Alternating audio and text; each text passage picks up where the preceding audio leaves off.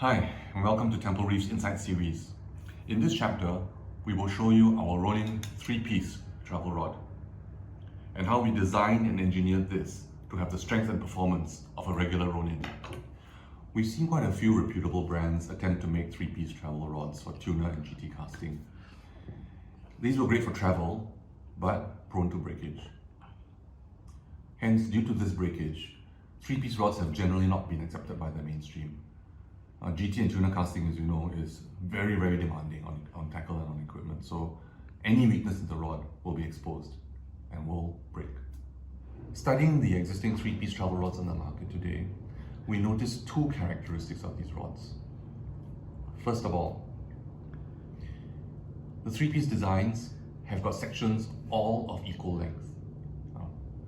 Secondly, one of the joints in the rod is a spigot joint.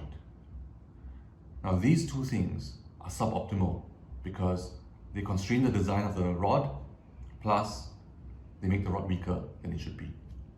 Now it's easy to roll a blank, cut it into 3 equal sections, stick guides on and joints and call it a 3-piece travel rod.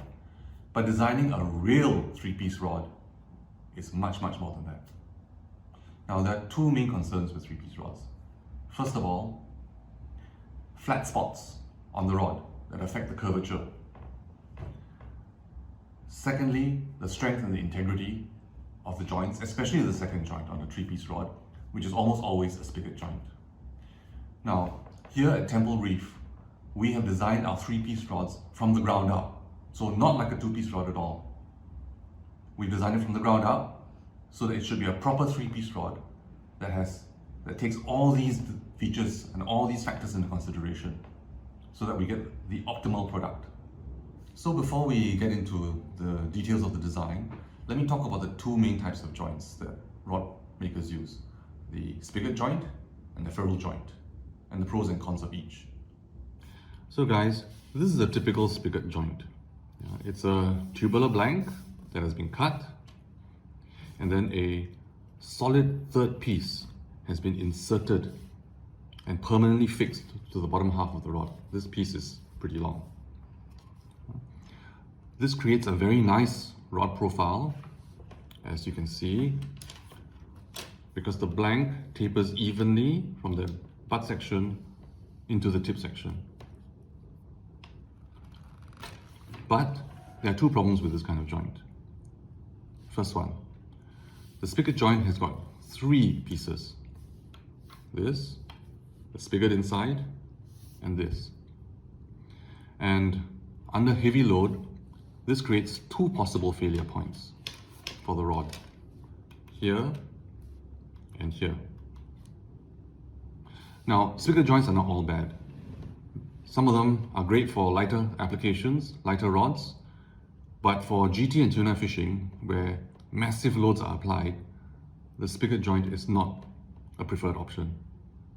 Now, secondly, having a solid spigot joining 2 tubular sections will create a flat spot in the rod. Now, this is not good for heavy casting applications. In fact, it's really bad because with a flat spot, when the rod is under load, like this, most of the stress of the rod will be concentrated in this area, and the load is not distributed evenly across the length of the blank.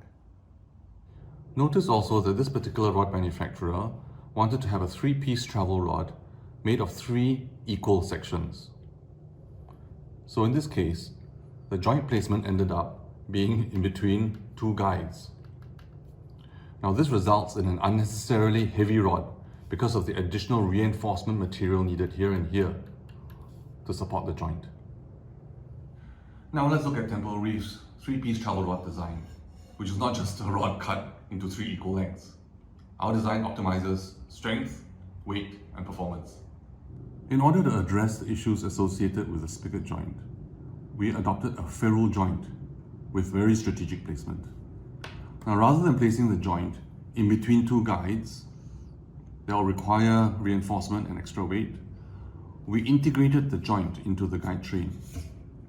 As you can see, the joint inserts into the ferrule that is already reinforced by the existing wrapping of the guide foot. This eliminates the need for extra reinforcement and saves weight. So why do we adopt a ferrule joint design?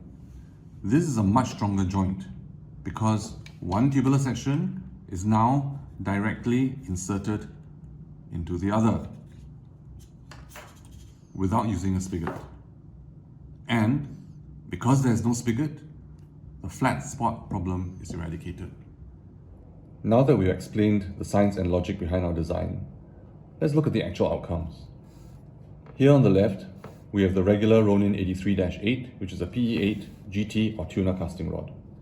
And on the right, we have the 3-piece travel version, which is the Ronin 83-8 Expedition. Both rods are mounted on our Temple Reef test frame and loaded to 8 kilograms at 45 degrees. Here we have overlaid the two profiles as seen in the video. You can see that they are nearly identical in terms of bend and flex.